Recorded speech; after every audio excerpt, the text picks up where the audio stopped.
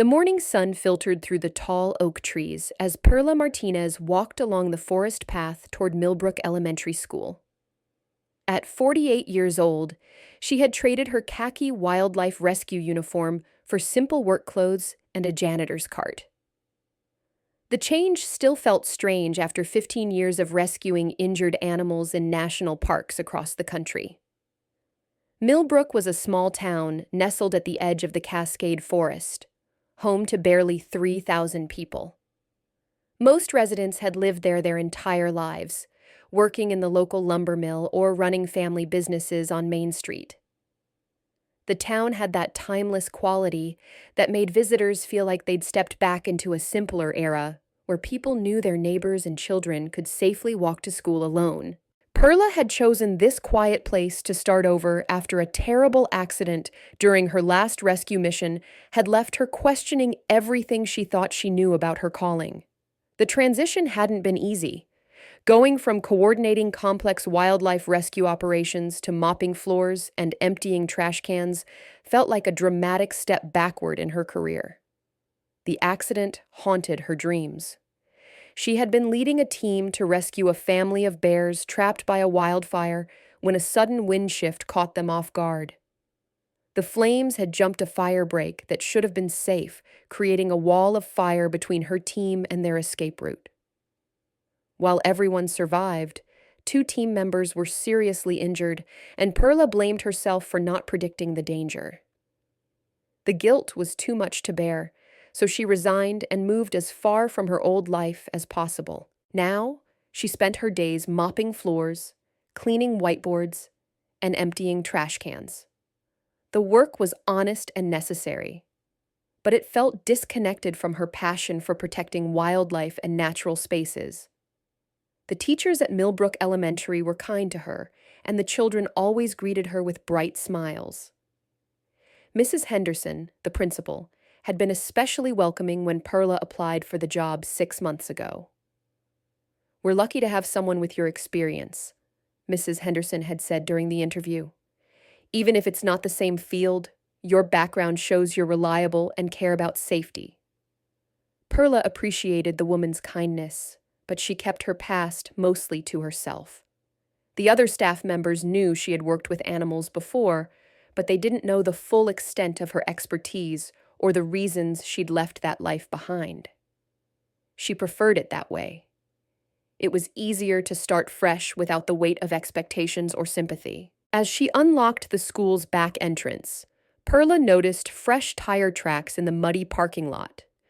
They were deep grooves, the kind made by heavy trucks, but school wouldn't start for another 2 hours. The maintenance staff usually arrived after her, and delivery trucks came later in the day. She made a mental note to ask Mr. Thompson, the head custodian, about it when he arrived.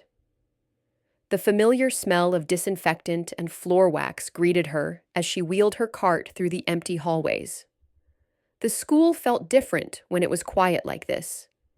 Peaceful, but somehow expectant, as if waiting for the energy that hundreds of children would bring in just a few hours.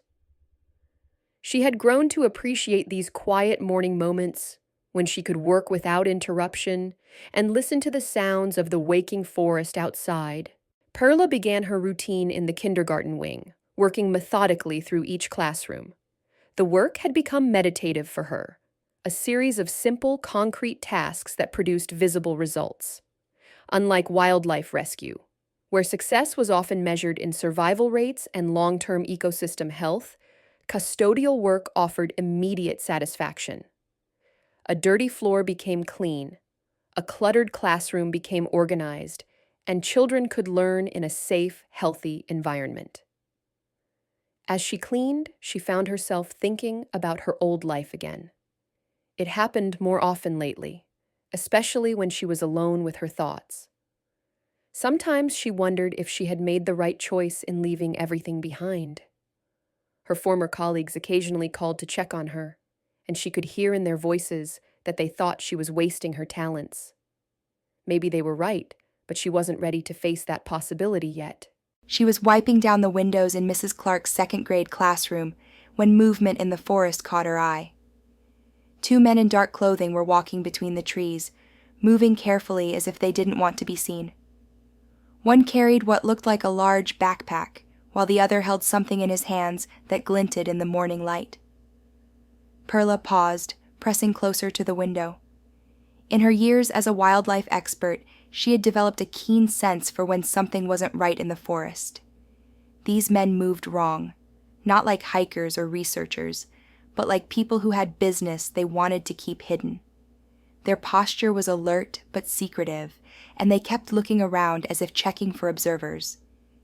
She watched as they disappeared deeper into the trees, then made another mental note.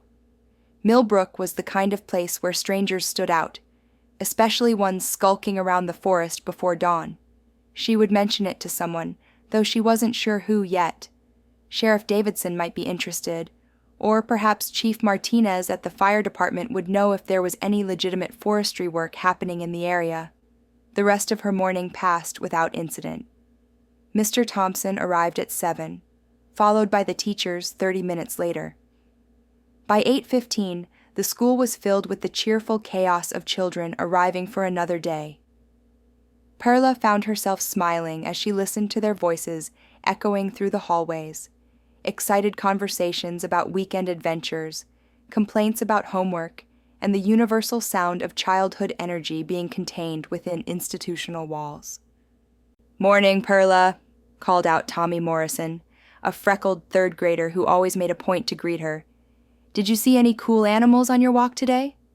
Tommy was one of several students who had learned about her background and peppered her with questions about wildlife whenever they saw her. She didn't mind. Their curiosity reminded her of why she had loved her work in the first place. Children had a natural connection to animals and nature that adults often lost, and their questions sometimes sparked insights she hadn't considered. "Just some squirrels getting ready for winter," she replied with a smile. "But I did see some strange tire tracks in the parking lot. Keep your eyes open for anything unusual today, okay?" Tommy nodded seriously and ran off to join his friends. Perla continued with her work, but the image of those two men kept returning to her mind. Something about their behavior had triggered her professional instincts, and she couldn't shake the feeling that they represented some kind of threat to the peaceful community she'd grown to care about. During her lunch break, Perla decided to take a walk around the school's perimeter to get a better look at the forest edge. The October air was crisp and clear, with the kind of brilliant blue sky that made the changing leaves seem to glow with their own light. The forest was beautiful this time of year, dressed in shades of gold, red, and orange that took her breath away. As she walked, she noticed other signs that didn't quite fit the normal patterns of forest activity. There were more tire tracks on some of the service roads, and she spotted what looked like survey markers in a few locations, small flags and stakes that suggested someone was mapping or measuring the area. Her curiosity was fully aroused now. In her experience, legitimate survey work was usually announced to local authorities and posted on public notice boards. The secretive nature of whatever was happening in the forest suggested something less official was going on. She also noticed that the forest seemed unusually quiet for this time of day. Normally, the woods would be full of bird calls and the rustling of small animals going about their daily routines. Today, there was an almost oppressive silence that she recognized from her years of fieldwork, the kind of quiet that animals maintained when they sensed danger or unusual human activity in their territory. Over the next few days, Perla found herself paying more attention to the forest than usual. She arrived at work early each morning and took longer routes through the school, always keeping an eye on the tree line. Her professional training had taught her the value of careful observation, and she applied those skills to monitoring the unusual activity she detected. On Wednesday, she saw the same two men again, this time with a third person, a woman in expensive-looking outdoor gear who clearly wasn't dressed for serious hiking. The woman's clothes were too clean and new, her boots too shiny, and she carried herself with the confidence of someone accustomed to giving orders rather than following them. Over the next few days, Perla found herself paying more attention to the forest than usual. She arrived at work early each morning and took longer routes through the school, always keeping an eye on the tree line. Her professional training had taught her the value of careful observation, and she applied those skills to monitoring the unusual activity she'd detected. On Wednesday, she saw the same two men again, this time with a third person, a woman in expensive-looking outdoor gear who clearly wasn't dressed for serious hiking. The woman's clothes were too clean and new, her boots too shiny, and she carried herself with the confidence of someone accustomed to giving orders rather than following them.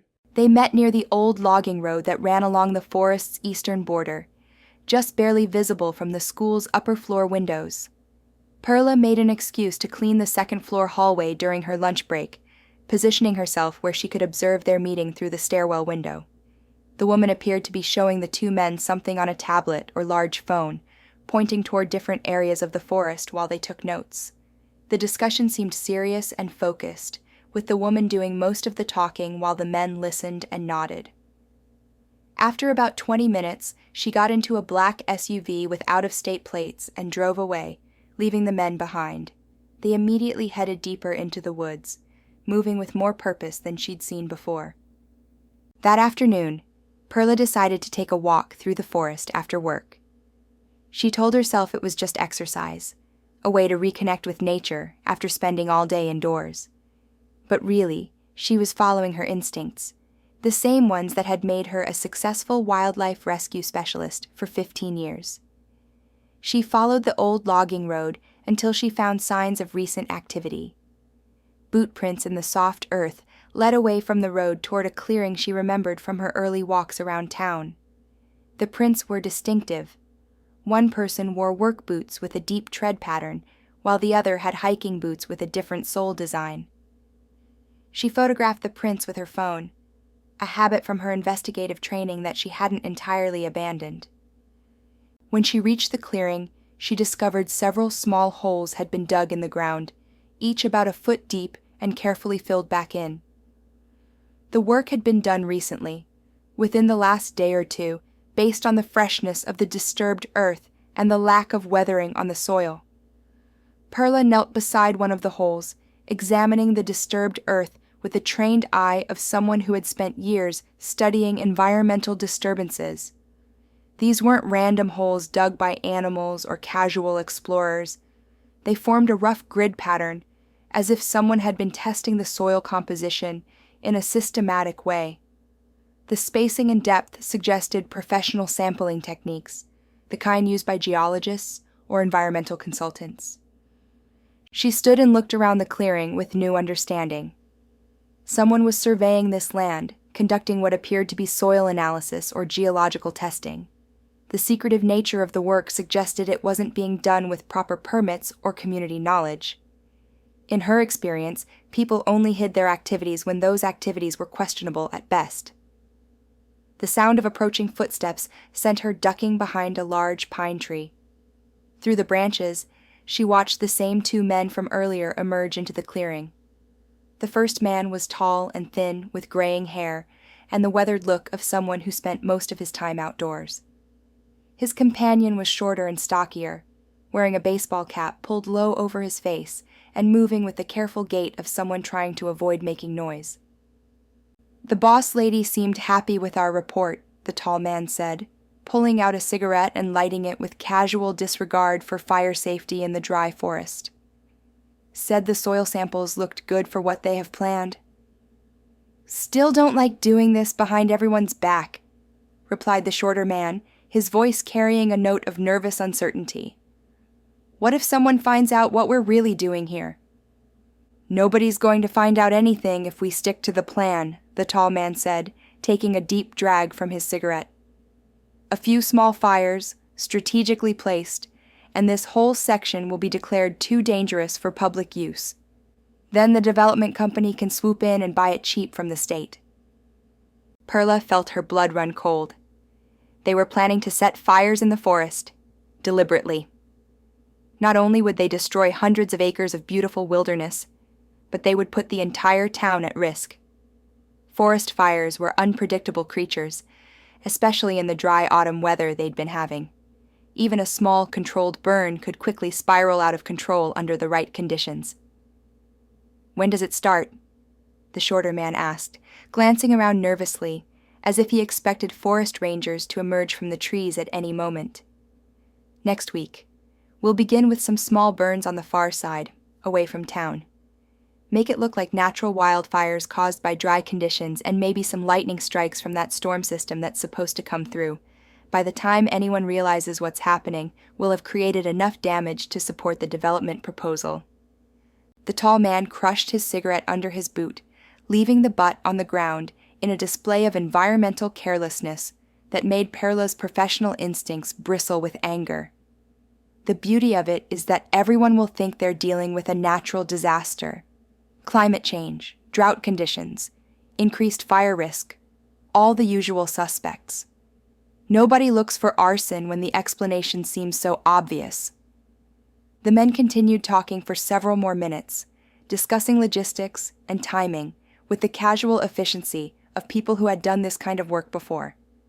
They mentioned specific locations, weather patterns, and even discussed which local officials might need to be managed if questions arose about the fire's origins.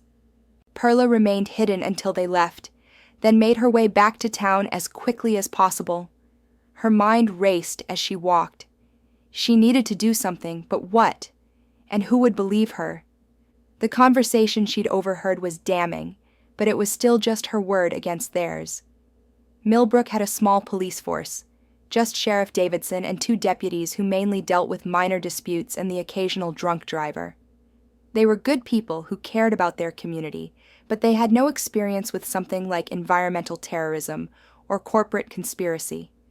And what proof did she have beyond the word of an ex-wildlife expert who'd been eavesdropping in the forest? That evening, Perla sat in her small apartment above the town's only bookstore, staring at her phone and trying to decide on a course of action. Her apartment was cozy but sparse. She hadn't accumulated many possessions during her months in Millbrook, and most of her belongings from her previous life remained in storage. The space felt temporary, like a place where someone was waiting to decide what came next. She could call the state environmental agency, but they would want evidence she didn't have. She could contact the Forest Service, but they would likely tell her to work through local authorities first. The FBI had an environmental crimes unit, but they dealt with major cases involving significant federal lands or interstate criminal activity. She thought about her old colleagues from the Wildlife Service. Many of them had connections with law enforcement and environmental protection agencies. Mike Coleman, her former supervisor, had always been supportive and might be willing to help her navigate the bureaucratic maze of environmental law enforcement. But calling him would mean opening doors to her past that she'd worked hard to close. Finally, she decided on a different approach. If these men were planning to start fires next week, she would be ready for them. She would document their activities, gather evidence, and then contact the proper authorities with proof they couldn't ignore. It was risky. She would be operating alone, without backup or official support. But it was the only way she could see to protect the forest and the community she'd grown to love. The next morning, Perla stopped at Murphy's hardware store on her way to work. The store was a local institution, packed with everything from garden tools to hunting supplies, and run by old Pete Murphy, who seemed to know everyone in town and most of their business as well. "Morning, Perla," he called out as she entered, looking up from the inventory sheets he was reviewing behind the counter. "What can I do for you today?" "I need some binoculars," she said. "Nothing too expensive, just something for bird watching." Pete's eyes lit up with enthusiasm. "Didn't know you were interested in birding." "We've got some great species around here, especially during the fall migration season. Just last week, I saw a whole flock of cedar waxwings passing through, and there's been reports of some unusual raptors in the area." He led her to a display case containing various optical equipment and showed her several options, ranging from basic models suitable for casual use to professional-grade instruments that cost more than she made in a month. She chose a mid-range pair that would give her a clear view of the forest from the school windows without breaking her limited budget. You picked a good time to start," Pete said as he rang up her purchase, wrapping the binoculars carefully in tissue paper. "Though I'd be careful about spending too much time in the woods lately. My nephew Jake was hunting up near Cascade Ridge last weekend and said he saw some suspicious characters camping where they shouldn't be." "What kind of suspicious characters?" Perla asked, trying to keep her voice casual while her pulse quickened with interest. "Couple of guys with fancy equipment, but not the kind hunters or hikers usually carry. Jake said they had some sort of testing gear with them, and they seemed real nervous when they spotted him. Told him they were doing research for the university, but Jake's been around long enough to know what university researchers look like, and these guys didn't fit the bill." Pete leaned across the counter, lowering his voice conspiratorially. "Between you and me, there's been talk around town about some kind of development company sniffing around, asking questions about land prices and zoning regulations. Could be these fellows are connected to that somehow." Perla thanked Pete and headed to work, her suspicions further confirmed. The pieces were starting to fit together: soil testing, surveying, mysterious meetings, and now reports of suspicious activity from other locals. These men were definitely up to something, and it involved more than just casual observation of the forest. She also bought a small notebook to record her observations, along with a decent camera with a zoom lens. If she was going to gather evidence, she needed to do it properly. Her years in the field had taught her that documentation was everything when it came to proving environmental crimes. For the next week, Perla maintained her normal routine while secretly monitoring the forest with the dedication of a trained investigator. She used her new binoculars during breaks, carefully observing the areas where she'd seen the men before. She documented everything in her notebook: times, locations, descriptions of activities, weather conditions, and anything else that might prove relevant later. The pattern that emerged was both systematic and alarming. The mysterious men appeared to be working their way through the forest in a grid pattern, spending time in different areas on different days. They seemed to be focusing on locations that were relatively remote but still accessible by vehicle, places where a fire could start and spread without being immediately detected.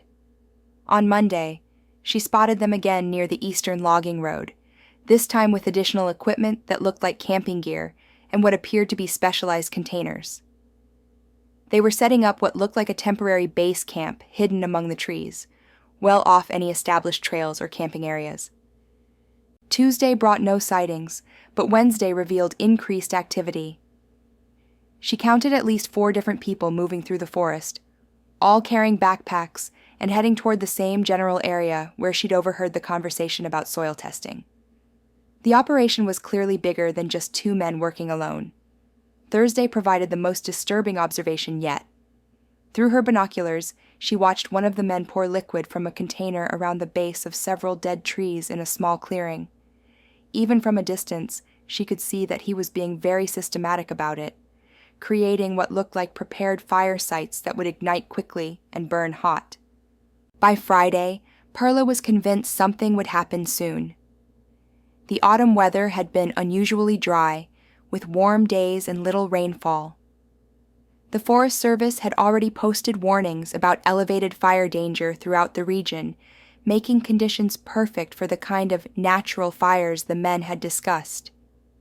She had also done some research of her own, using the public computers at the town library to investigate Sterling Development Corporation, the company the mysterious woman had mentioned during her overheard conversation.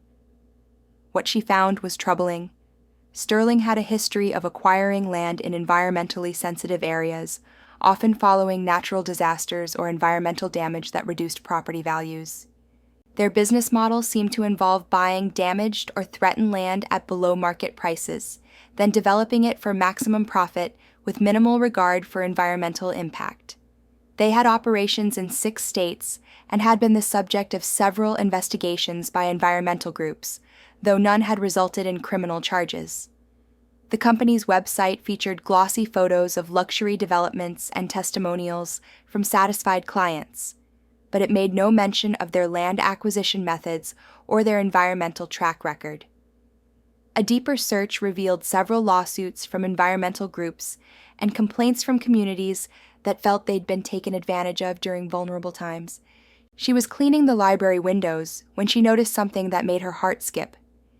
A thin wisp of smoke was rising from the forest, several miles away, but clearly visible against the clear blue sky.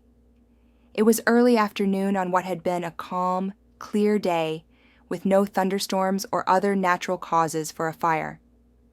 Perla dropped her cleaning supplies and ran to the main office, where Mrs. Henderson was reviewing lesson plans for the following week. The principal looked up in surprise as Perla burst through the door, clearly agitated. "There's smoke coming from the forest," Perla said, trying to keep her voice calm despite the adrenaline coursing through her system. "We need to call the fire department immediately." Mrs. Henderson looked up in surprise, then quickly followed Perla to the nearest window facing the forest. The smoke plume was small but growing, rising from an area at least 3 miles from town, but well within the range that a forest fire could threaten the community under the right conditions. "I'll call 911 right away," Mrs. Henderson said, reaching for her phone with practiced efficiency. "Perla, can you start alerting the other staff? If the wind shifts, we might need to implement our evacuation procedures." Perla nodded and hurried through the school, informing each teacher about the situation. Most of them came to their windows to look, and several pulled out their phones to take pictures or call family members. The concern in their voices was palpable. They all knew how quickly forest fires could spread and how vulnerable their small community would be if a major blaze developed. Within minutes, the wail of sirens filled the air as Millbrook's volunteer fire department responded to the call. The town only had 2 fire trucks and a tanker, but they were well trained and knew the forest roads better than anyone. Chief Martinez, a third-generation firefighter who had grown up in these woods, was coordinating the response from his command vehicle. From the second-floor windows, Perla watched the smoke column grow thicker and darker. Her trained eye could tell this wasn't a natural fire. It was burning too hot and too fast for something that had started from a lightning strike or fallen power line. The smoke was the wrong color, too dark and too steady, suggesting the use of accelerants or other artificial fuel sources. This fire had been deliberately set and fed with materials designed to make it spread quickly.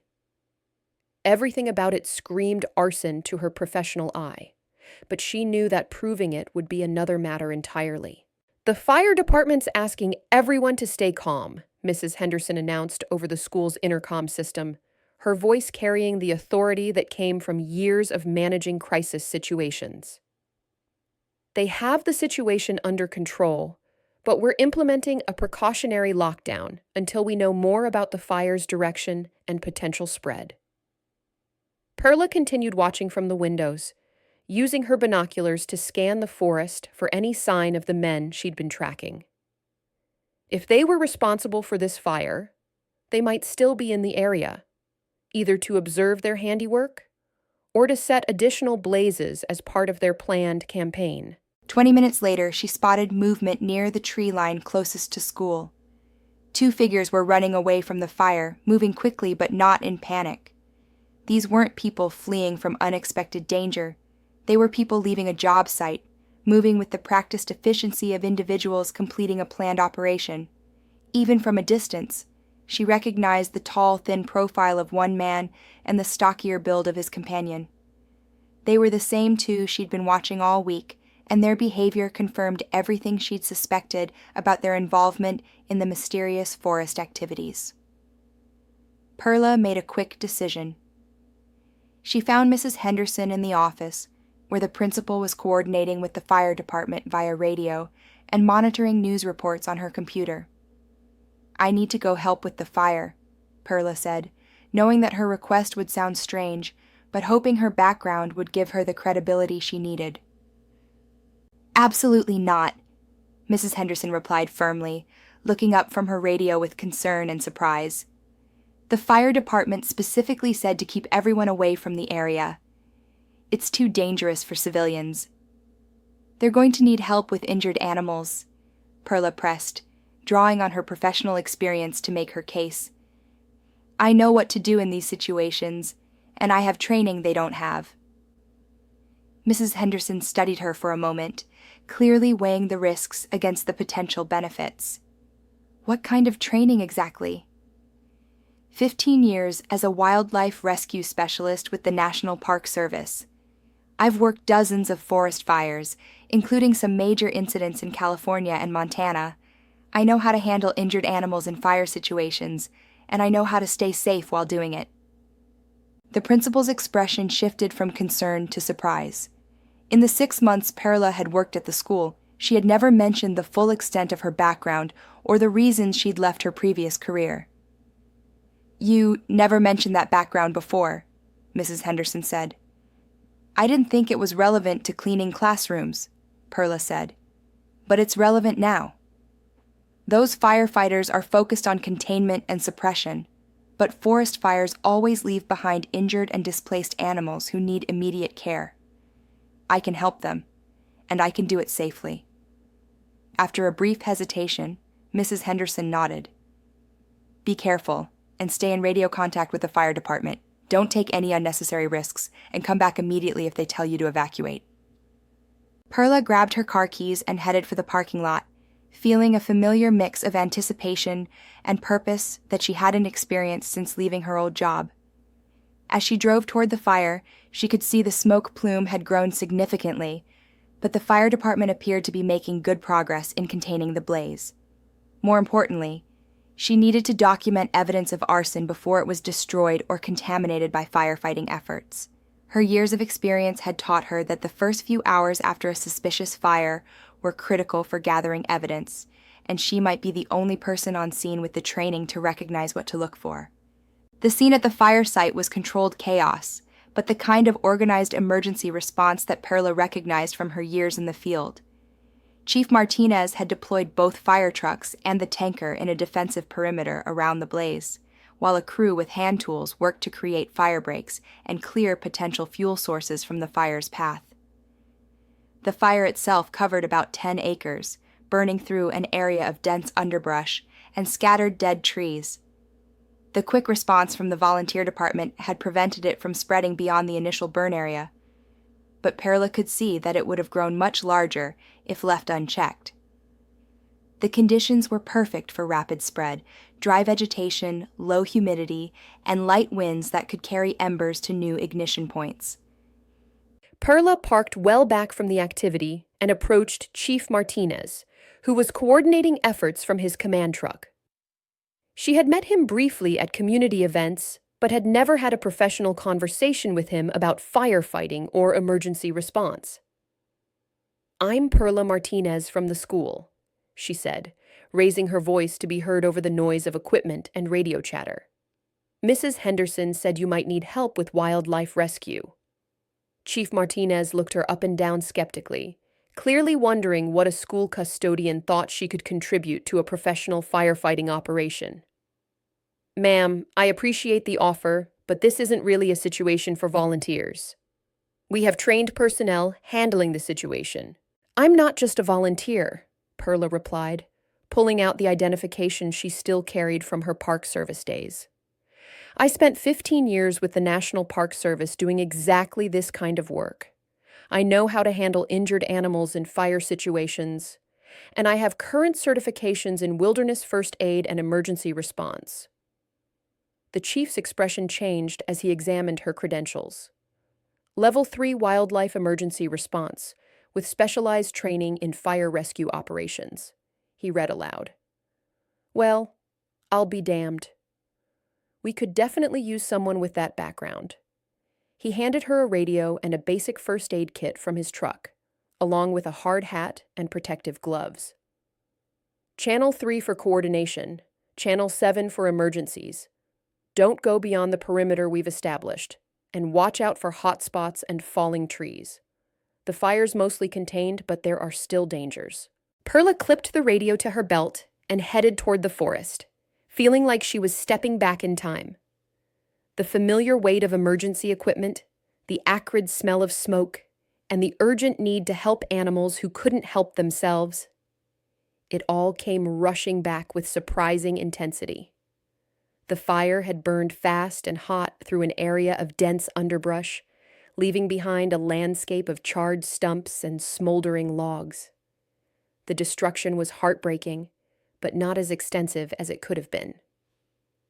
As she moved through the burn zone, her trained eye automatically cataloged the damage and identified areas where animals were most likely to be found. She discovered her first patient near the edge of a small creek that had provided some protection from the flames. A young deer was lying on its side, breathing rapidly but conscious. Its left hind leg appeared to be burned, and it was clearly in shock from the trauma and smoke inhalation. Perla knelt beside the animal, speaking in the calm, reassuring tone she'd perfected over years of practice. "Easy there, beautiful. Let's see what we can do for you." She quickly assessed the deer's injuries using techniques that came back to her as naturally as breathing. The burn was painful, but not life-threatening, mostly superficial damage to the hair and outer skin layers. There didn't appear to be any broken bones or internal injuries. The deer was young and strong, with a good chance of recovery if treated properly. Using supplies from the first aid kit and techniques she could perform in her sleep, she cleaned and bandaged the wound, then administered a mild sedative from her emergency kit to help the animal remain calm during transport. The work felt good, purposeful, and important in a way that cleaning floors never had. "Command, this is Perla," she said into her radio, providing coordinates for her location. "I've got an injured deer that needs transport to the Wildlife Rehabilitation Center. Minor burns, good prognosis, but needs professional veterinary care." Within 20 minutes, 2 firefighters arrived with a stretcher to help move the deer to safety. They worked efficiently and carefully, clearly experienced in handling injured animals despite their primary focus on fire suppression. Over the next 2 hours, Perla worked through the burn area systematically, finding and treating a variety of injured wildlife. A family of raccoons had taken shelter in a partially collapsed log, emerging with singed fur but no serious injuries. An owl with damaged tail feathers required careful handling to avoid further stress. She wrapped it gently in a blanket and arranged for transport to a wildlife veterinarian. Several small mammals needed treatment for smoke inhalation, which she provided using portable oxygen equipment the fire department had brought for human casualties. She also discovered a fox den that had been partially damaged by the fire, but the adult foxes had successfully moved their kits to safety before the flames arrived, a testament to the survival instincts that had kept wildlife populations thriving despite increasing human encroachment. Each rescue reminded her why she had loved this work so much. There was something deeply satisfying about providing help to creatures who couldn't ask for it, about using her skills and knowledge to make a real difference in the world. The physical demands, the mental challenges, and the emotional rewards all felt familiar and right in a way that surprised her. As she worked, she also kept an eye out for evidence of arson.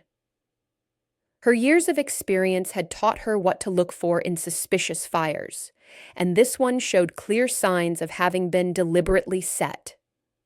The burn patterns were wrong for a natural fire, too uniform in some areas, too concentrated in others. In a natural fire, the burning would follow available fuel sources and wind patterns in somewhat random ways. But this fire showed signs of multiple ignition points and the use of accelerants to ensure rapid spread. She photographed several suspicious areas with her phone, including spots where the burning had been unusually intense and locations where unnatural fuel patterns were visible. Near what appeared to be the primary ignition point, she found the remains of what looked like a timing device, partially melted plastic and wire that suggested sophisticated preparation rather than accidental ignition. She also collected samples of what appeared to be chemical residue from the base of several trees, material that would need laboratory analysis to confirm but looked consistent with fire accelerants. By late afternoon, the fire was completely contained, and most of the injured animals had been treated and relocated to safer areas or transported to veterinary facilities for additional care. Chief Martinez found Perla as she was finishing up with her last patient, a fox kit whose mother had apparently moved the rest of the litter to safety before the fire reached their den. "Outstanding work today," the chief said, pulling off his helmet and wiping sweat from his forehead.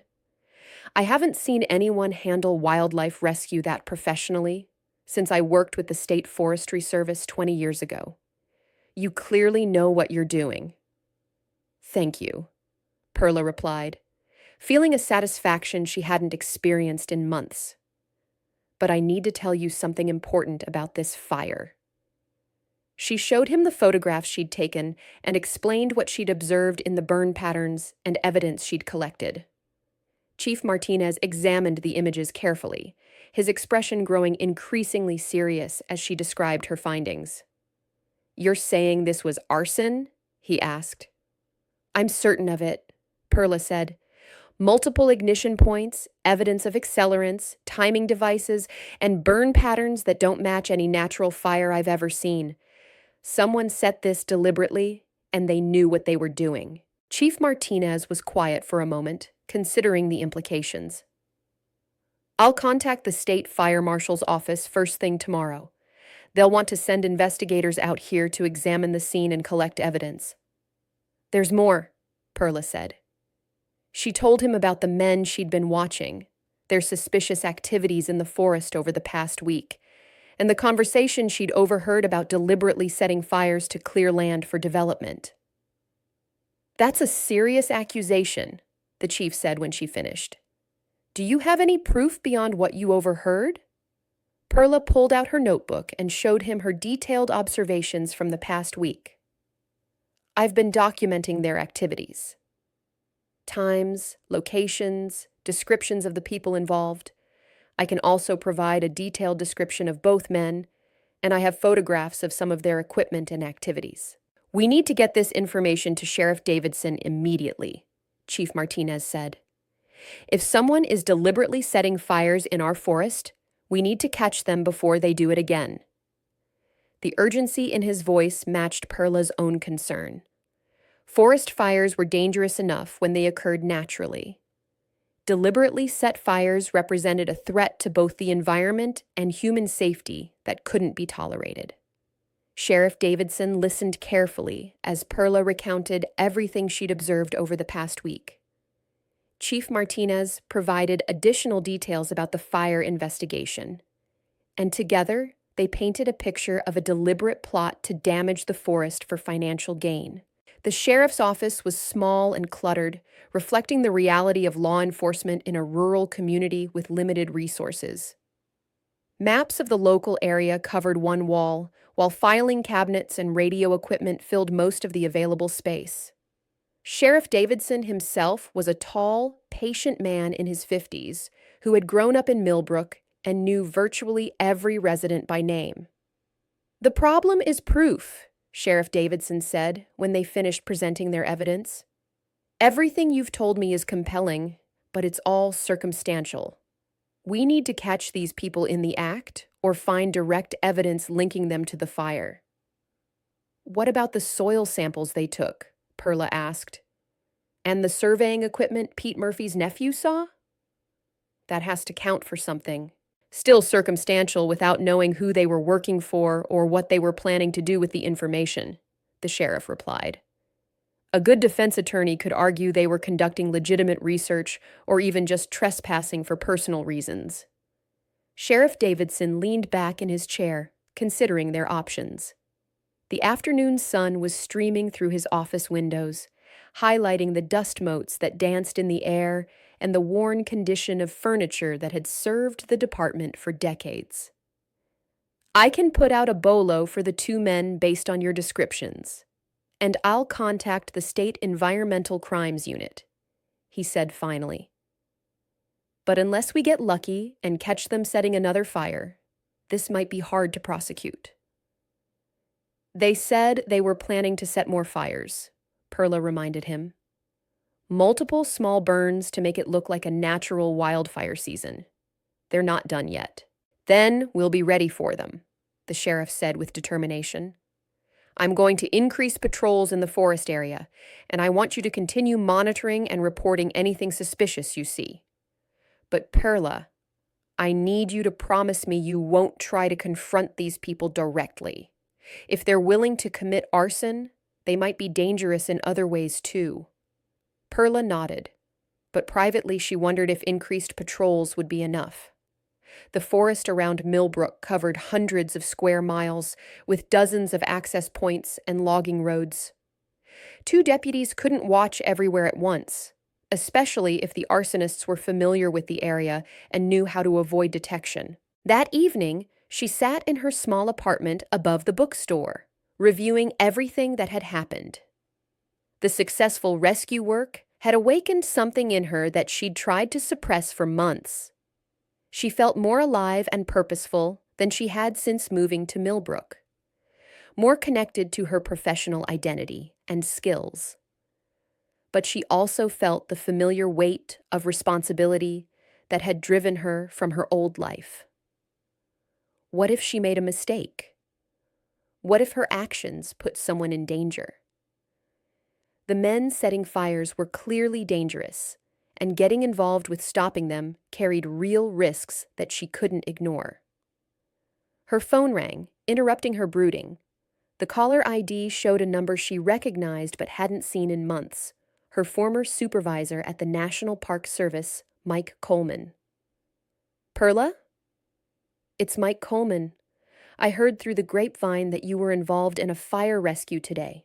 Word travels fast, she said, wondering who had called her old boss and feeling a mix of pleasure and anxiety at hearing his familiar voice.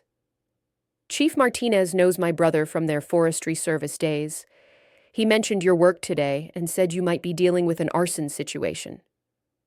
Mike's voice was warm and familiar, carrying the easy authority that had made him such an effective supervisor during her years with the service. Hearing it brought back memories of successful operations, professional camaraderie, and the sense of purpose that had defined her working life for so many years. It's good to hear from you, Mike, she said, meaning it more than she'd expected. I wanted you to know that if you need any support, official or unofficial, you just have to ask. I've got contacts with the FBI's Environmental Crime Task Force, and they take arson cases very seriously, especially when they involve potential land fraud or conspiracy. I appreciate that, but I'm not sure it's necessary yet, Perla said, though part of her was relieved to know she had resources available if the situation escalated. Perla, Mike's tone became more serious. I also wanted to tell you something. That accident last spring, the one that made you resign, wasn't your fault. The words hit her like a physical blow, bringing back memories she'd worked hard to suppress. She hadn't talked to anyone from her old job about what happened that day, and she wasn't sure she was ready to face it now. The investigation concluded that the weather conditions changed faster than anyone could have predicted, Mike continued gently. Even the most experienced fire behavior analysts said there was no way to foresee that wind shift. The atmospheric conditions were unstable in ways that weren't detectable with the equipment we had available. 2 people were hurt, Perla said quietly, her voice barely above a whisper. 2 people were hurt, but 7 people were saved because of your quick thinking and leadership, including those 2 who were injured. They would have died if you hadn't gotten them out when you did. The medical reports were clear about that. Perla felt tears threatening, emotions she'd kept carefully controlled for months suddenly threatening to overwhelm her. I should have seen it coming. I should have known the conditions were dangerous. You're not superhuman, Perla. You're just someone who cares deeply about doing the right thing. That's why you were so good at your job, and it's why you're beating yourself up about something that wasn't your responsibility. They talked for another 20 minutes, with Mike sharing updates about mutual colleagues and asking about her life in Millbrook.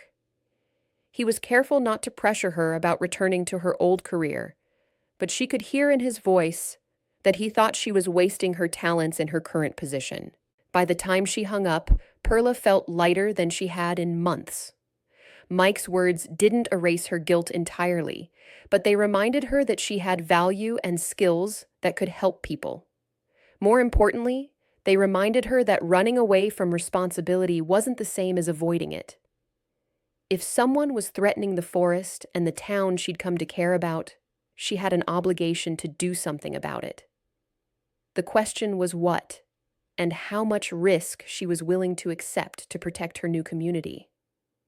The next morning brought news that validated her concerns and confirmed that the arsonists were indeed planning a larger campaign.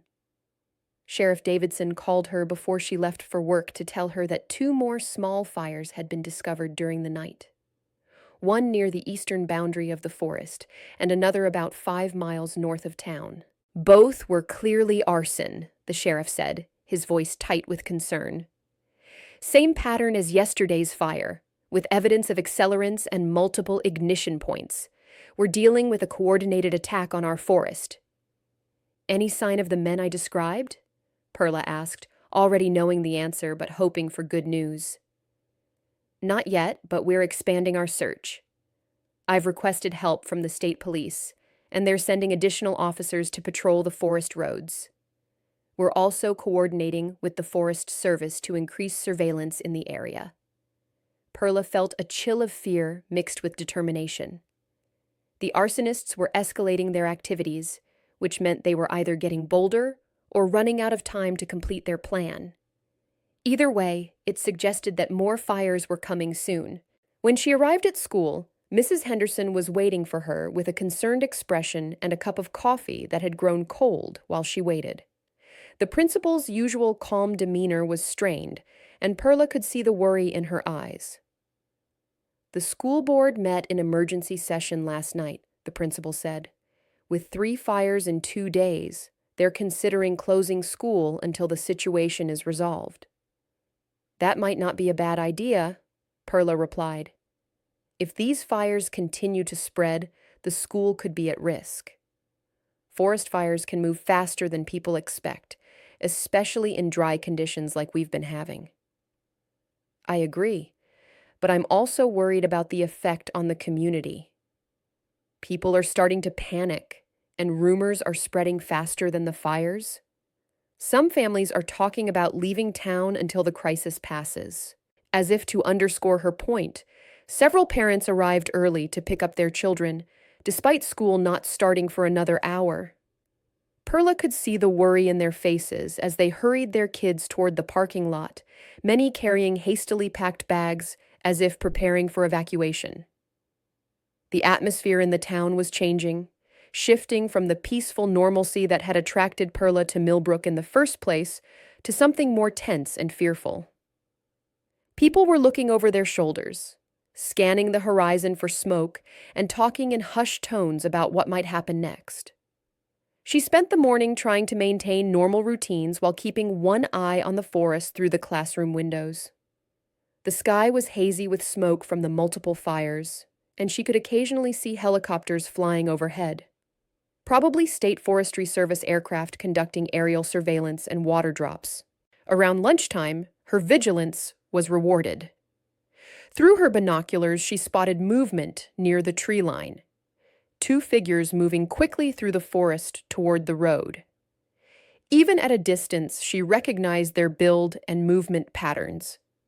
It was the same 2 men she'd been watching, and they were heading away from an area where she hadn't seen any fire activity yet. This time, she was ready. She had her phone set to record video, and she managed to capture several minutes of footage showing the 2 men emerging from the forest and getting into a pickup truck parked on a side road. The video wasn't perfect. They were quite far away and partially obscured by trees. But it clearly showed 2 people leaving the forest in a suspicious manner. The truck was too far away to read the license plate clearly, but she could make out that it was a dark blue Ford with something written on the side. Probably a company name or logo. She zoomed in as much as possible with her phone camera, hoping to capture enough detail to help with identification later. She immediately called Sheriff Davidson and reported what she'd seen, providing him with the location, description of the vehicle, and the time of the observation. Then she called Chief Martinez to let him know the arsonists might have just left the area after setting another fire. "We'll get units to that area immediately," the sheriff said. "Can you send me the video you took?"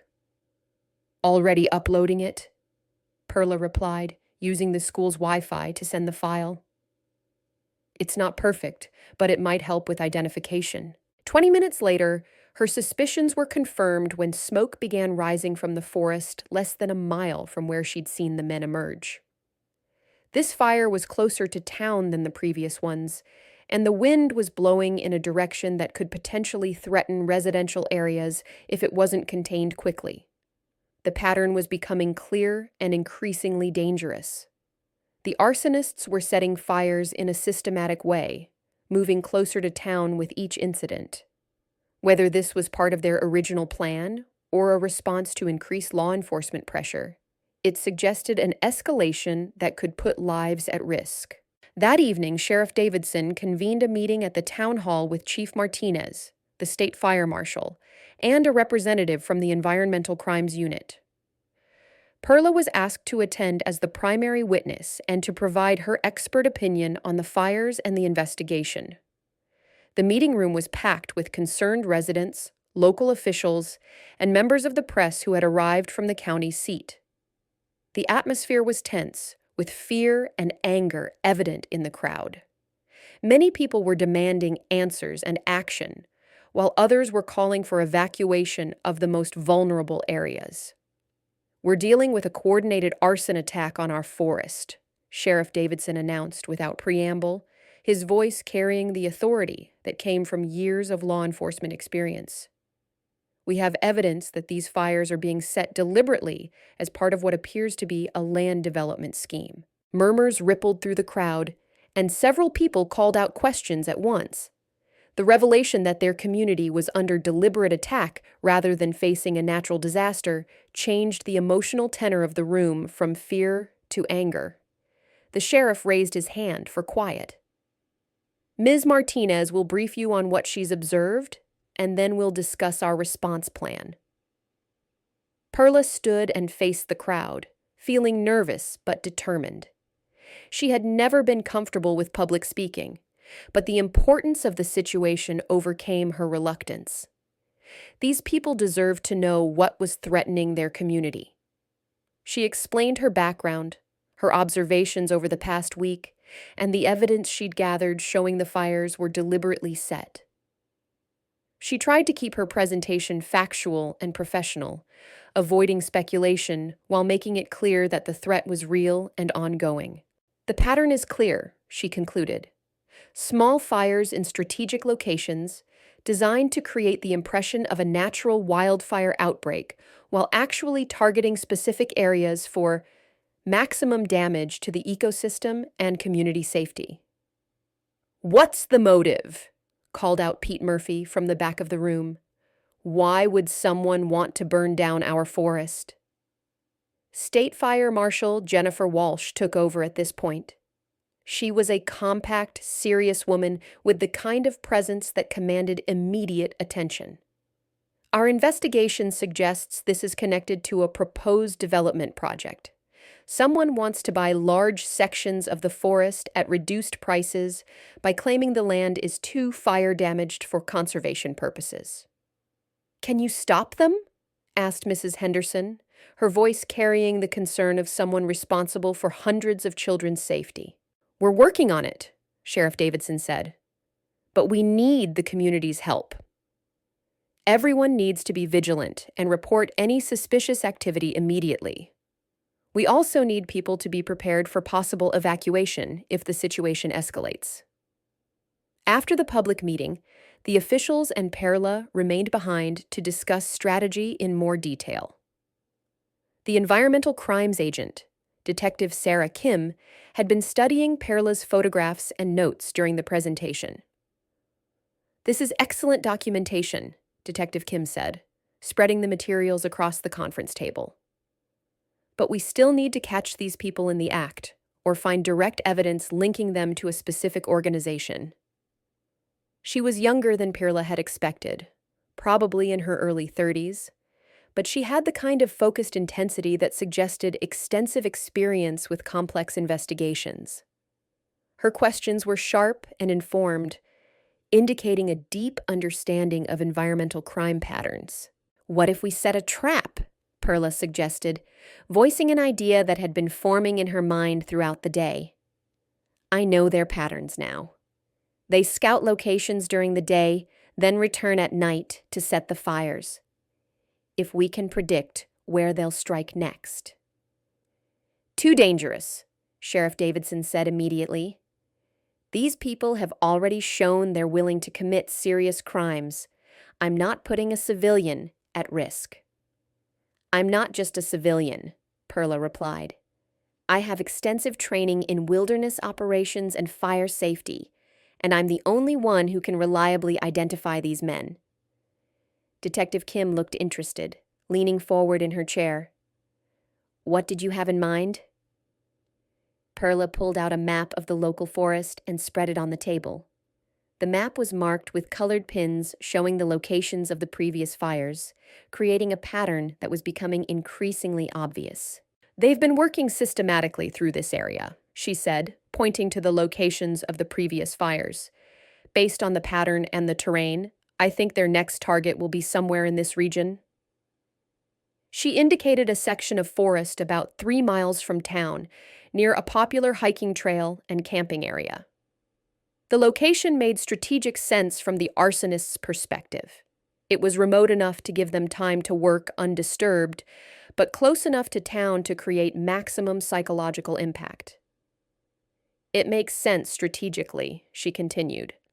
"A fire there would threaten the recreational areas that bring tourists to town, creating additional economic pressure to sell the land.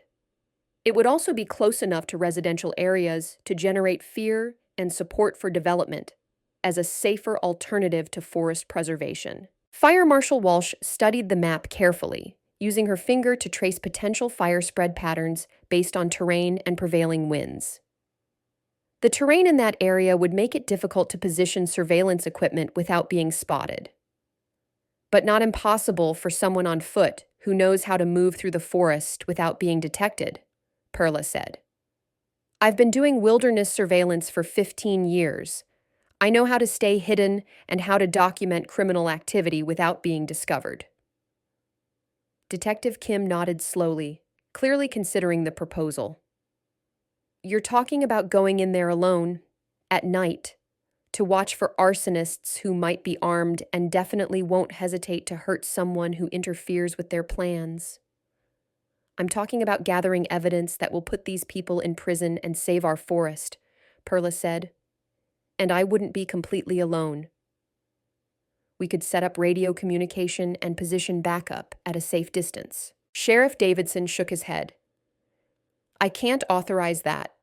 The liability alone would be enormous if something went wrong." "Then don't authorize it officially," Perla said. "I'm a private citizen who happens to be concerned about fires in the forest. If I choose to go hiking and happen to witness a crime, that's not your responsibility." The room fell quiet as everyone considered the implications. It was a legal gray area that could provide plausible deniability while still allowing for coordinated action if evidence was discovered. Finally, Detective Kim spoke up. "If you were to do something like that, purely as a private citizen, what kind of backup would you want?" "Radio communication with your units, positioned far enough away that they won't spook the suspects, but close enough to respond quickly if needed. And someone monitoring the radio who knows the forest well enough to find me if something goes wrong." Chief Martinez leaned forward. "I know those woods as well as anyone, and I have the equipment to coordinate a response. I could monitor from the fire station and guide backup units if necessary." "This is still a bad idea," Sheriff Davidson said, but his tone suggested he was weakening under the pressure of limited alternatives. "Sheriff," Perla said, "these people have already set 4 fires. If we don't stop them soon, someone is going to get hurt, maybe killed. I can't live with that when I know I can help prevent it. The argument continued for several more minutes, with each official weighing the risks against the potential benefits. Finally, they reached a reluctant agreement. Perla would position herself near the suspected target area the following evening, equipped with night vision equipment, cameras, and radio communication. Law enforcement would maintain a perimeter at a safe distance, ready to respond if she signaled for help or if she captured evidence of criminal activity. It wasn't a perfect plan, but it was their best chance to catch the arsonists before they could do more damage. And for Perla, it represented an opportunity to use her skills for something that truly mattered. Perla spent the next day preparing for the evening operation with the thoroughness that had characterized her approach to dangerous missions during her Park Service career. She borrowed night vision equipment from a contact Mike Coleman had put her in touch with, tested her radio communications with Chief Martinez multiple times, and studied topographical maps of the target area until she could navigate it in complete darkness. She also took time to write a letter explaining her actions, just in case something went wrong. She sealed it and left it on her kitchen table, along with all her documentation about the fires and the people she suspected of setting them. If the worst happened, at least there would be a record of what she'd discovered. The letter was harder to write than she'd expected. How do you explain to people who care about you that you're risking your life for a community you've only known for 6 months? How do you justify putting yourself in danger when you've already suffered so much guilt over previous failures? But as she worked on the letter, Perla realized that she wasn't doing this out of guilt or some misguided attempt at redemption. She was doing it because it was the right thing to do, and because she had the skills and knowledge necessary to make a difference. For the first time since the accident that had driven her from her old career, she felt like she was exactly where she needed to be. As evening approached, she felt the familiar mixture of excitement and fear that had always preceded dangerous operations during her Park Service days. The difference was that this time, she wasn't part of an official team with backup protocols and extensive support. She was essentially going in alone, relying on her own skills and the limited assistance that local law enforcement could provide. At 9 p.m., she drove to a trailhead parking area about 2 miles from her target location. The parking lot was empty except for one other vehicle, Detective Kim's unmarked car, positioned to provide a quick response if needed. The detective had insisted on being part of the backup team, despite Sheriff Davidson's concerns about jurisdictional issues. Perla checked her equipment one final time: night vision goggles, digital camera with infrared capability, water, first aid kit, radio, and pepper spray. She had considered bringing more serious protection, but decided against it. Her goal was to observe and document, not confront dangerous criminals. "Radio check," she whispered into her headset as she entered the forest. "Copy, loud and clear," came Chief Martinez's voice. "Weather station shows light winds from the southwest, temperature dropping to about 45 degrees. Perfect conditions for fire, unfortunately." "Understood. Beginning approach to target area." Perla made her way through the familiar forest, following deer paths and avoiding the main trails. The night was clear and moonless, providing excellent cover but making navigation more challenging. After 30 minutes of careful movement, she reached her chosen observation point, a rocky outcropping that overlooked the area she believed the arsonists would target. She settled in to wait, using her night vision equipment to scan the forest below. The enhanced vision turned the dark woods into a green-tinted landscape where she could clearly see individual trees, rocks, and the movement of small animals going about their nightly routines. For the first 2 hours, nothing happened. She reported in regularly to Chief Martinez, describing the peaceful scene and the lack of any human activity. Part of her began to hope she was wrong about the location, that the arsonists had moved on to a different area or given up entirely. Then, at 11:47 p.m., she spotted movement near the base of the hill. Two figures were making their way through the trees, moving carefully, but not with the extreme caution of people trying to remain completely hidden. They carried backpacks and what appeared to be containers of some kind. Even in the green glow of her night vision, she could recognize the body language and movement patterns of the two men she'd been watching. "I have two subjects approaching from the southeast," Perla whispered into her radio, "moving toward the camping area as predicted." "Copy. We're in position and ready to move on your signal." Perla switched her camera to infrared recording mode and began documenting the men's activities. Through her night vision, she could see them clearly as they unpacked their supplies in a small clearing that was part of the official camping area.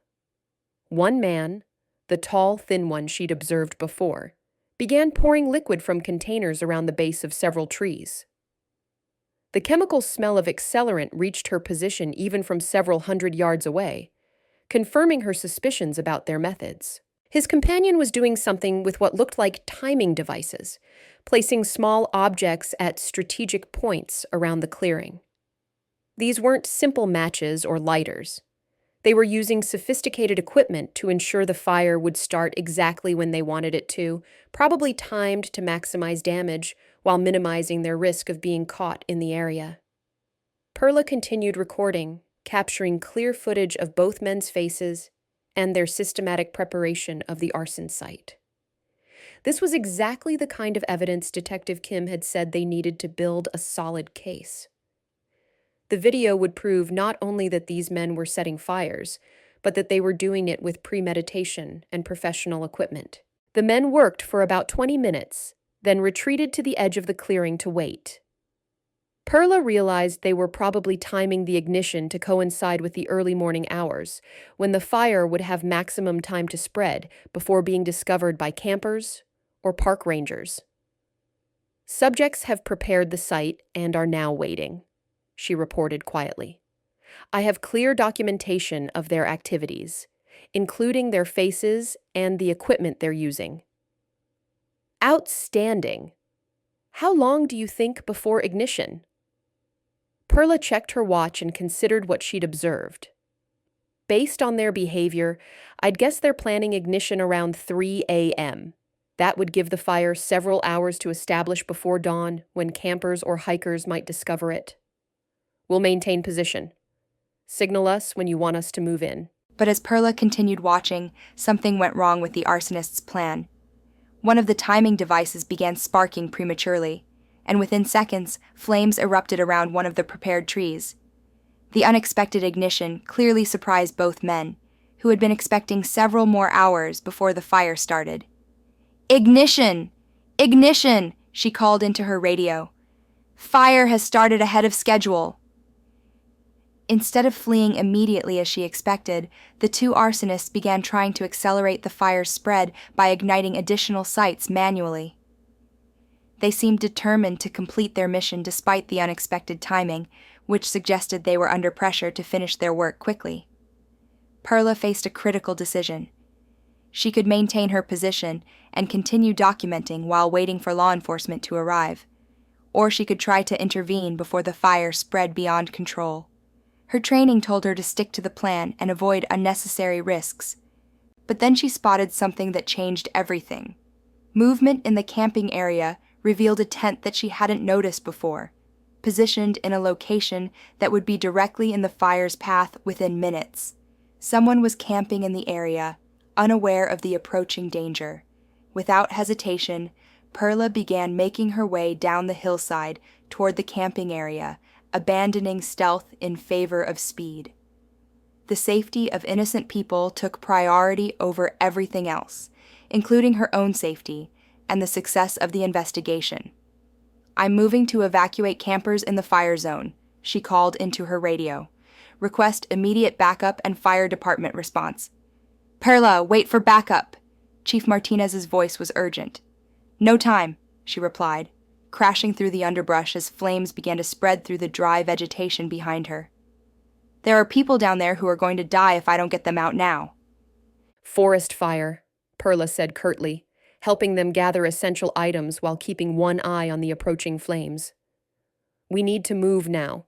Head toward the main trail and keep going until you reach the parking area. What about our gear? The man asked, looking back at their expensive camping equipment. Leave it. Your lives are more important than equipment. She pointed them toward the safest exit route, then turned her attention back to the fire. In the few minutes she'd spent evacuating the campers, the blaze had grown significantly, feeding on the dry underbrush and spreading in multiple directions. The arsonists had done their work well. The fire was burning hot and fast, exactly as they'd intended. Through the smoke and flames, she could see the two arsonists retreating toward the forest road where they'd probably left their vehicle. They were moving quickly but not panicking, suggesting they had an established escape route and had practiced this kind of operation before. Perla made another split-second decision. She could follow the campers to safety, ensuring her own survival and leaving the arsonists to escape. Or she could try to intercept them and prevent them from disappearing forever, free to continue their destructive campaign somewhere else. Her training and common sense told her to choose safety. But her conscience and her sense of justice told her these men needed to be stopped. And this might be her only chance to identify them clearly enough for law enforcement to track them down. She chose her conscience. Moving parallel to the arsonist's retreat route, Perla used her knowledge of the forest to take a shortcut that would put her ahead of them. The fire was spreading behind her, but the wind direction and terrain gave her a few minutes before it would reach the area she was moving through. She reached the forest road just as the arsonist's pickup truck came into view, headlights cutting through the darkness as they drove without urgency down the dirt road. They were confident in their escape plan, probably believing that by the time anyone discovered the fire, they would be long gone.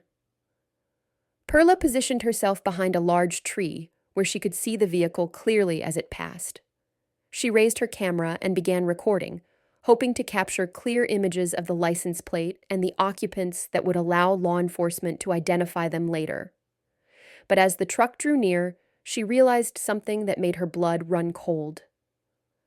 A third person was in the vehicle, someone sitting in the passenger seat who hadn't been part of the fire-setting operation. This suggested the conspiracy was larger than just two men working alone. The truck slowed as it approached her position, and she heard voices from inside the cab. They had spotted her. "There's someone in the trees," one of the men said. "Could be a camper running from the fire," another voice replied. A woman's voice that Perla didn't recognize. "Or it could be whoever's been watching us all week." The truck stopped completely, and Perla heard doors opening. She pressed herself against the tree trunk, hoping the darkness would conceal her, but knowing it was probably too late. Her heart was pounding so hard, she was sure they could hear it. "I know you're out there," called the tall man's voice. "We've seen you watching us." Time to have a conversation. Perla's hand found her radio, but before she could key the transmit button, a beam of light swept across her position. She'd been spotted. "There!" shouted the second man. "Behind the big pine." Footsteps crashed through the underbrush toward her position. Perla had seconds to decide whether to run or stand her ground. Running would mean abandoning any chance of identifying the third person in the truck. But staying meant confronting three potentially dangerous criminals with no immediate backup. She chose a middle option, stepping out from behind the tree with her hands visible but her finger on her radio's emergency button. "I'm not looking for trouble," she called out, trying to project calm confidence despite her fear. "Just trying to get away from the fire like everyone else." "Nice try, lady," the tall man said, approaching with a flashlight in one hand and something else in the other that she couldn't quite see. "But we know you've been spying on us." "I don't know what you're talking about," Perla replied, trying to keep her voice steady while slowly backing away. The hell you don't. You're the one who's been taking pictures, making notes, calling the fire department every time we light a match. The second man had circled around to cut off her retreat route. Question is, who are you working for? The Forest Service? Some environmental group? Or are you just some busybody who can't mind her own business? I'm just a school custodian who likes to walk in the woods, Perla said. I saw the fire and was trying to get to safety. School custodian. The tall man laughed, but there was no humor in it. Right. School custodians carry professional-grade night vision equipment and know how to move through the forest like a trained operative. Perla's heart sank. Her cover story was falling apart, and these men were clearly more observant and professional than she'd given them credit for. They had been watching her just as she'd been watching them. Look, she said, whatever you're doing out here is your business. I just want to go home.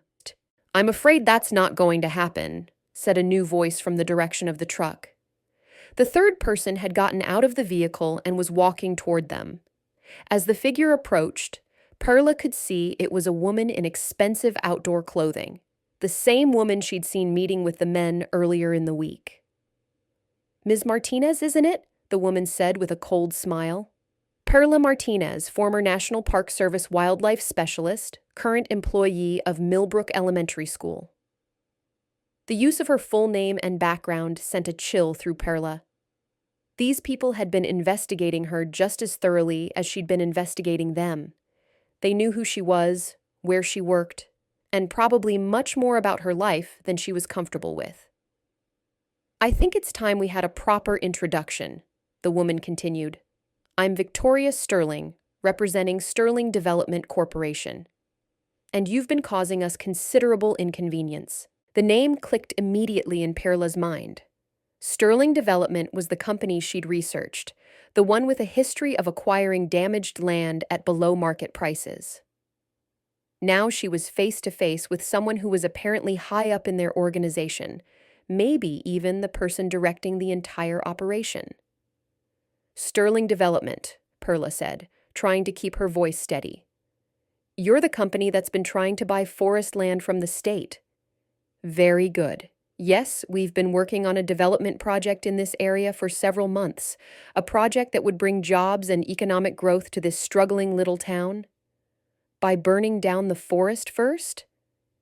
Sterling's smile remained fixed, but her eyes were cold and calculating. By demonstrating that certain areas of the forest are too vulnerable to wildfire to justify continued public ownership. Sometimes the free market needs a little encouragement to work properly. The casual admission of criminal conspiracy was so matter-of-fact that Perla almost couldn't believe what she was hearing. These people weren't just committing arson. They were proud of it, treating it as a legitimate business strategy rather than a serious crime. You do realize that what you're doing is illegal, she said, and incredibly dangerous. You could have killed those campers. Unfortunate collateral damage, Sterling replied with chilling indifference. We do try to minimize such risks, but sometimes sacrifices must be made for the greater good. The greater good of your bank account, you mean? Sterling's expression hardened. The greater good of economic development and rational land use. This forest generates virtually no revenue for the state. Our development will create hundreds of jobs and millions in tax revenue. Behind Sterling, Perla could hear the fire continuing to spread, and she could smell smoke growing thicker in the air. Whatever happened here, they all needed to get away from the fire soon, or risk being trapped by the flames. Look, she said, whatever your motives, people are in danger right now. We need to focus on getting to safety and letting the fire department handle the blaze. I'm afraid we can't let you do that, Sterling said. You've seen too much and know too much. My associates tell me you have photographs and documentation of our activities. The tall man stepped closer, and Perla could now see that he was holding a gun. The weapon gleamed dully in the flashlight beam, and his grip suggested he was comfortable using it. "Boss, we need to wrap this up. The fire's getting closer, and those sirens are getting louder." Indeed, Perla could hear sirens in the distance, probably the fire department responding to the new blaze, along with law enforcement coming to provide backup as planned. But they were still several minutes away, and the situation was deteriorating rapidly. "What exactly are you proposing?" Perla asked, though she was afraid she already knew the answer. "Unfortunately, Ms. Martinez, you're going to become another victim of the tragic wildfire that claimed several lives tonight," Sterling said with chilling calm. "A heroic school employee who died trying to help evacuate campers from the flames." "People know I'm out here," Perla said, trying to keep desperation out of her voice. "The fire department, the sheriff's office, they're all aware of my location." "Which is why your death will appear completely accidental," Sterling replied. "You were overcome by smoke while trying to rescue campers, just like several other unfortunate victims will be before this fire is contained."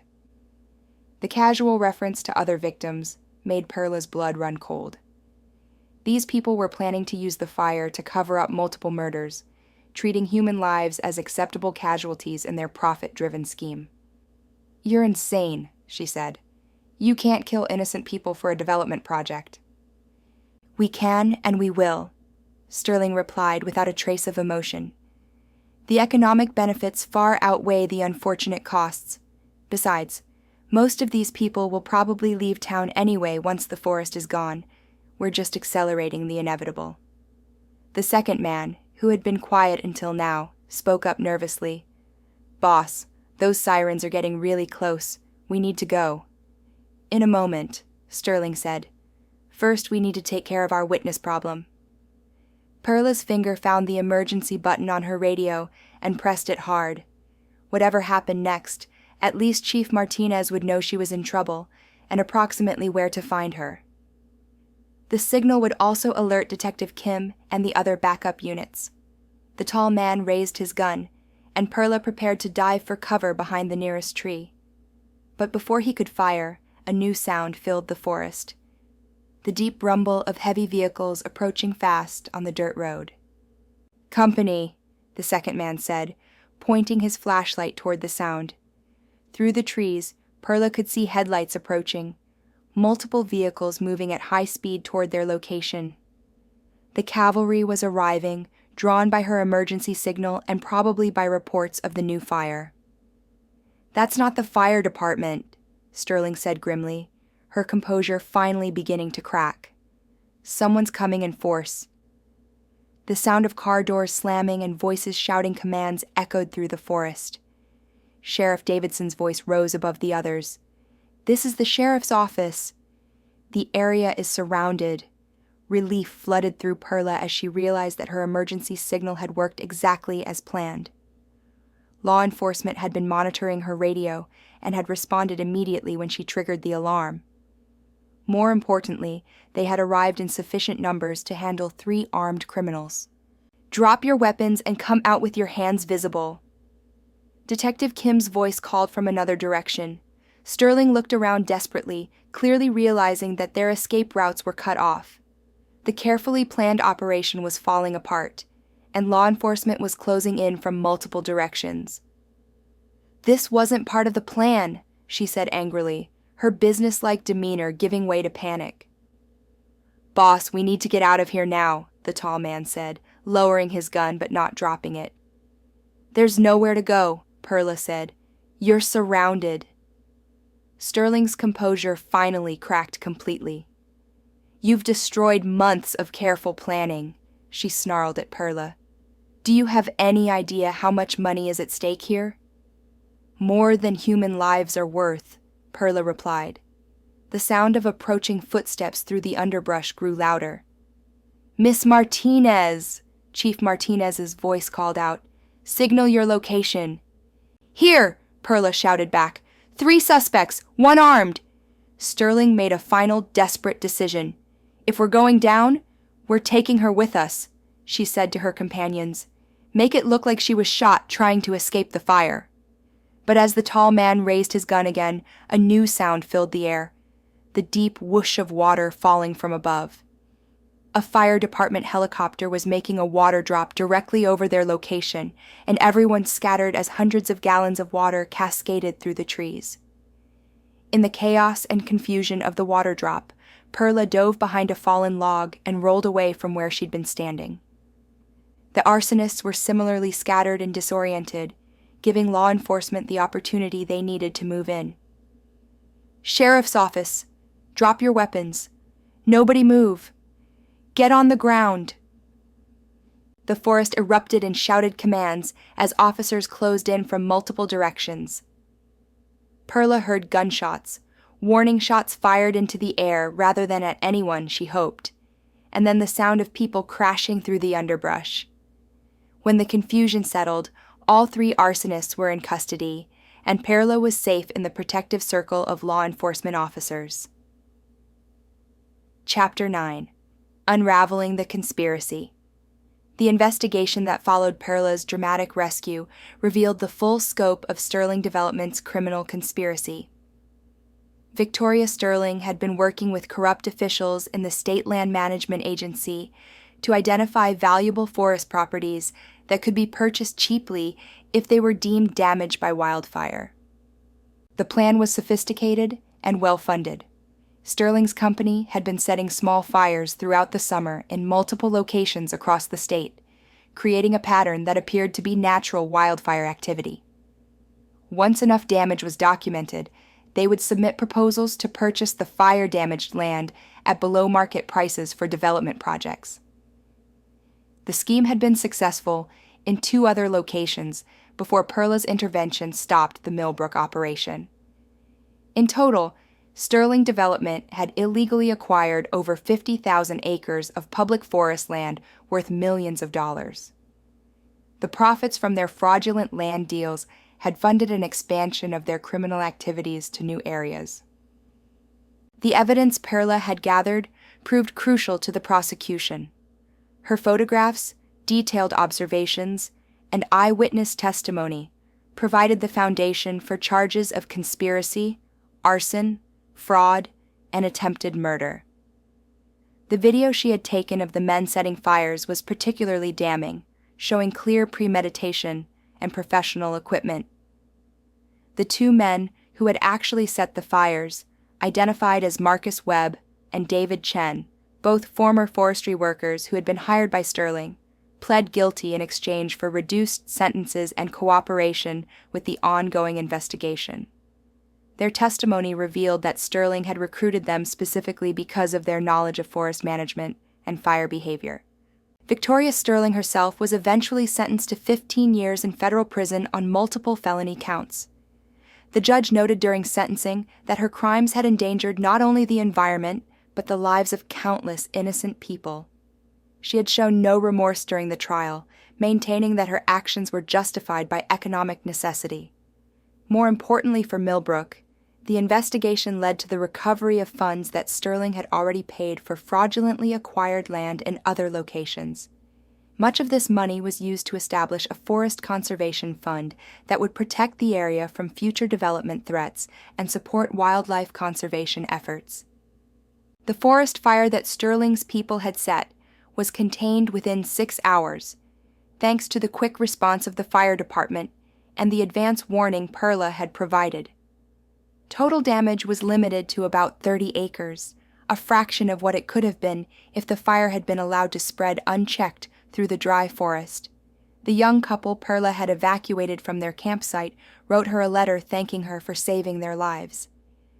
They had no idea how much danger they had been in until they learned about the arson plot during the trial. Their gratitude was deeply moving, reminding Perla of why she had chosen to risk her own safety for strangers. Chapter 10. Recognition and New Purpose. For Perla herself, the experience proved to be a turning point. The successful resolution of the case, combined with the conversations she'd had with Mike Coleman, helped her realize that her guilt over the previous year's accident had been preventing her from seeing her own value and capabilities. The day after the arrests, Mike called her again.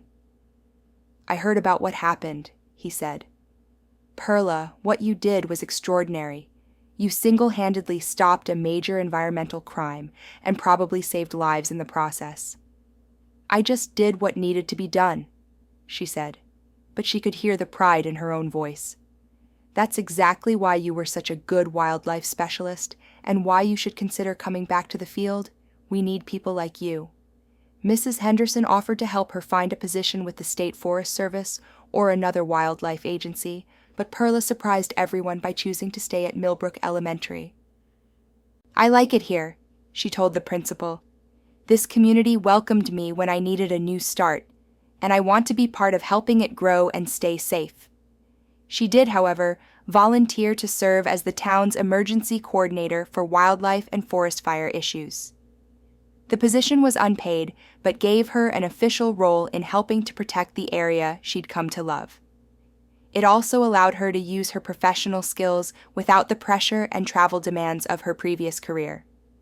6 months later, Millbrook Elementary held a special assembly to honor Perla's heroism.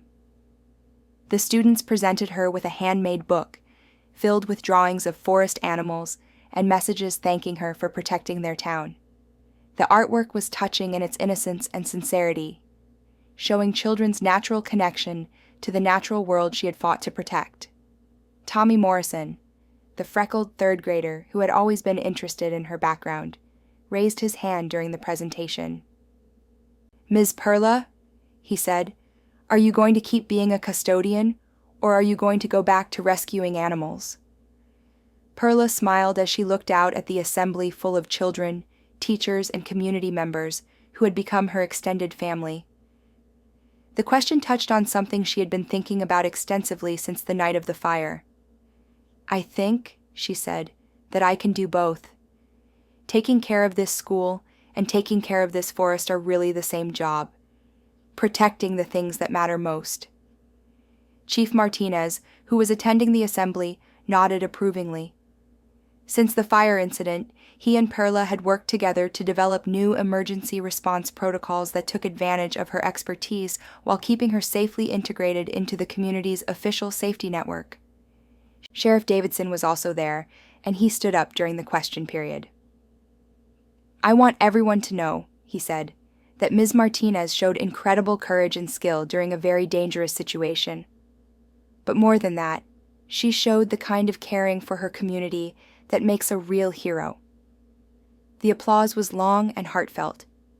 Later, as people were filing out of the assembly, Detective Kim approached Perla.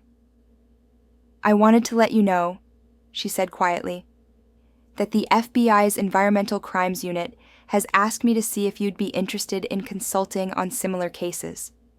Not as a full-time job, but as someone they could call when they need expertise in forest fires and wildlife issues. Perla considered the offer for a moment. The idea of using her skills to fight environmental crime was appealing, especially after seeing how much damage people like Victoria Sterling could do. Would it involve traveling away from Millbrook? Sometimes, but not often. Most of the work could be done from here, reviewing evidence, providing expert analysis, maybe testifying occasionally. Then I'd be interested, Perla said, as long as it doesn't interfere with my custodial duties. Detective Kim smiled.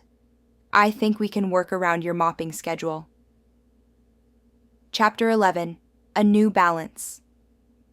1 year later, Perla had found a balance between her various roles that brought her more satisfaction than she had thought possible. She continued working as a custodian at Millbrook Elementary, a job that provided steady income and kept her connected to the community she had grown to love.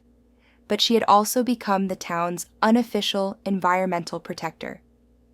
She consulted with the FBI on environmental crime cases, helped train local emergency responders in wildlife rescue techniques, and worked with state agencies to develop better forest protection protocols. The consulting work was sporadic but rewarding. She had helped solve 3 other arson cases in different states, providing expertise that had led to successful prosecutions. Each case reminded her of the importance of her work and the difference that one person with the right skills could make. She was cleaning the windows in Mrs. Clark's second-grade classroom when she spotted a family of deer grazing at the edge of the forest. Among them was a young doe with a distinctive scar on her left hind leg, one of the animals she had treated after the arson fire. The doe appeared healthy and strong, a visible reminder that sometimes second chances work out exactly as they should. The forest had recovered remarkably well from the fire damage, with new growth already filling in the burned areas and wildlife populations thriving under the enhanced protection that had followed the Sterling case. Perla finished cleaning the window and moved on to the next classroom, where Tommy Morrison, now a fourth grader, was writing a report about forest conservation. He waved when he saw her, then returned to his work with the focused intensity of a child who had learned that protecting the environment was serious business. The forest outside showed little sign of the previous year's troubles. The burned areas had been replanted with native species, and wildlife populations were thriving under the protection of the new conservation fund. Sterling Development's criminal activities had actually resulted in stronger protections for the forest than had existed before. Perla's phone buzzed with a text message from Detective Kim. New case in Oregon that could use your expertise. Suspected timber fraud with possible arson connection. Interested in a consulting assignment? She typed back, "Send me the details. I'll review after I finish the gymnasium floors." It was a good life, she reflected as she wheeled her custodial cart toward the gym. She was protecting her community in ways both large and small, using all of her skills and experience to make a difference in the world. She had found her place at last, not as someone running from responsibility, but as someone embracing it completely. Her apartment above the bookstore had become a real home, filled with photographs of the forest, drawings from her students, and certificates of appreciation from various law enforcement agencies. She had built a life that honored both her professional expertise and her need for community connection. The forest stretched out beyond the school windows, green and peaceful under the afternoon sun, watched over by a guardian who had learned that sometimes the best way to save something is simply to care enough to stay and fight for it. Through the gymnasium windows, she could see children playing at recess, their laughter carrying across the schoolyard toward the trees where new growth was reaching toward the light. It was exactly the kind of future worth protecting, and Perla Martinez, custodian, hero, and guardian of the forest, was exactly where she belonged. Epilogue. Legacy. 5 years after the Sterling Development case, Perla had become something of a legend in environmental law enforcement circles. Her combination of wildlife expertise and investigative skills had proven invaluable in cases across the country. She had helped prosecute illegal logging operations, wildlife trafficking schemes, and several more arson conspiracies. But she had never left Millbrook. The town had grown slightly, attracting new families who were drawn by the community's commitment to environmental protection and the quality of life that came with living next to protected forest land. The elementary school had added a new wing, and Perla had been promoted to head custodian, a position that gave her more flexibility to pursue her consulting work. Tommy Morrison, now in high school, had decided to study environmental science with the goal of becoming a park ranger. He often stopped by the school to talk with Perla about career paths and to update her on his academic progress. Several other students from that memorable assembly had been inspired to pursue careers in environmental protection or wildlife conservation. "You started something," Mrs. Henderson told Perla one day as they watched a group of middle school students conducting a water quality test on the creek that ran behind the school. "These kids understand that protecting the environment is everyone's responsibility." The Sterling case had also led to significant policy changes at the state level. New regulations required more oversight of land development projects, and law enforcement agencies had received additional training in recognizing environmental crimes. The success of the prosecution had sent a message that environmental terrorism would not be tolerated. Victoria Sterling had been released from prison after serving 10 years of her sentence, but her company had been dissolved and her business empire destroyed. She had disappeared from public view, presumably starting over somewhere with a new identity and hopefully a reformed perspective on the relationship between profit and environmental protection. As Perla finished her rounds one evening, she paused at the window where she had first spotted the suspicious men in the forest. The view was the same: tall trees stretching toward the horizon, wildlife moving freely through protected habitat, and the peaceful atmosphere of a community at harmony with its natural surroundings. But she was different. The guilt and self-doubt that had driven her from her previous career had been replaced by confidence and purpose.